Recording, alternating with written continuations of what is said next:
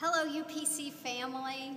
I miss you so much, and I'm so grateful to have a chance to be a part of the team today interpreting our recent ministries in Laos.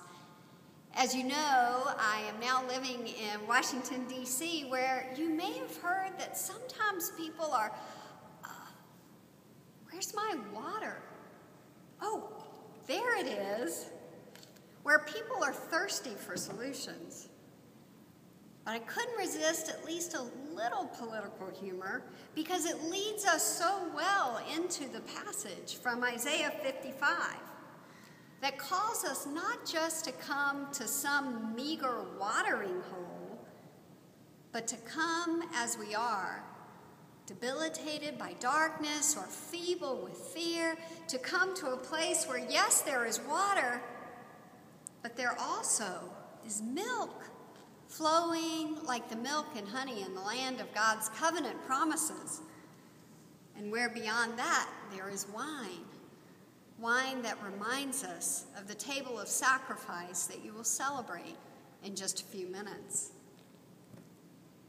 In this passage, it's one where a table is filled up with drinks, and not only with drinks, but also with foods, filled up like a marriage feast.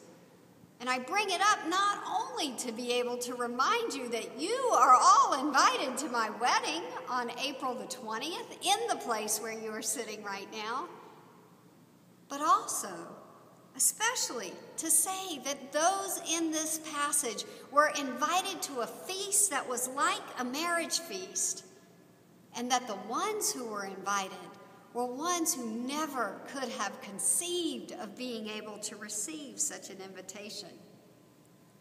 In fact, from the very beginning of this passage, really nothing could have felt more invitational.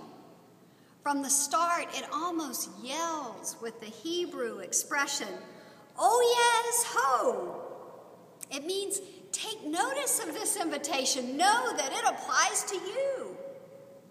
Know that you are included in it. Know that you are invited to come to this table where there is enough.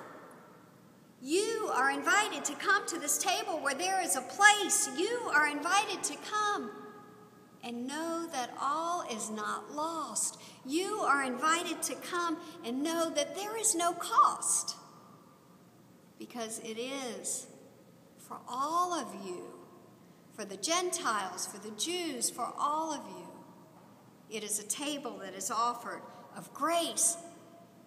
It is a table filled with God's covenant promises.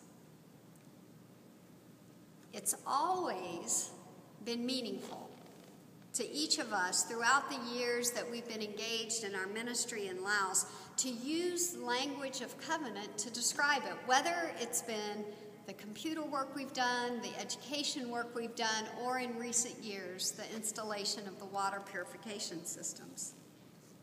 In fact, with the water system specifically, every single time we go to Laos, we need to come back with a covenant that has been signed by our partners there that then is given to our session that is considered and ratified.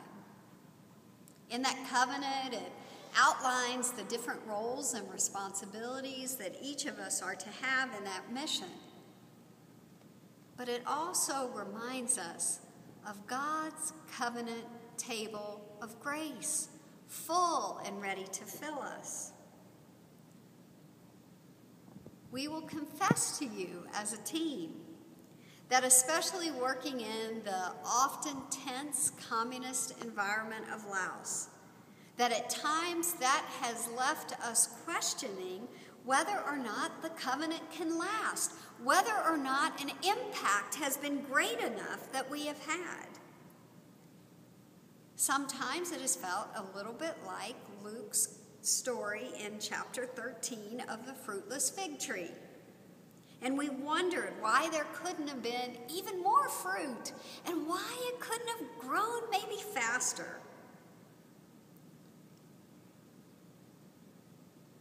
We've wondered, God, can you give us a sign of some specific growth? In the fig tree parable, as we heard it read a few moments ago, the growth wasn't visible at all, and it wasn't good timing for the growth. But we heard the owner's response. When that response surely could have been easily to chop it down, instead, the response was to give it a chance to grow, to honor the possibilities for hope that are there. And in these next few minutes this morning, you'll be continuing now to hear stories of God's hope, stories of how God has clearly not given up on Laos or our ministry there, and stories of productivity beyond even what we could have imagined, especially in this last trip. I would love to be there in person to hear the stories. Instead, I will be thinking about them.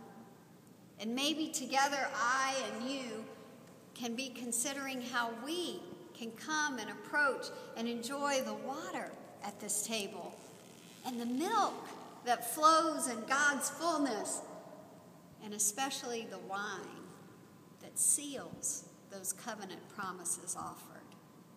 Bless you as you continue to hear these stories this morning of God's blessings through your ministries in life.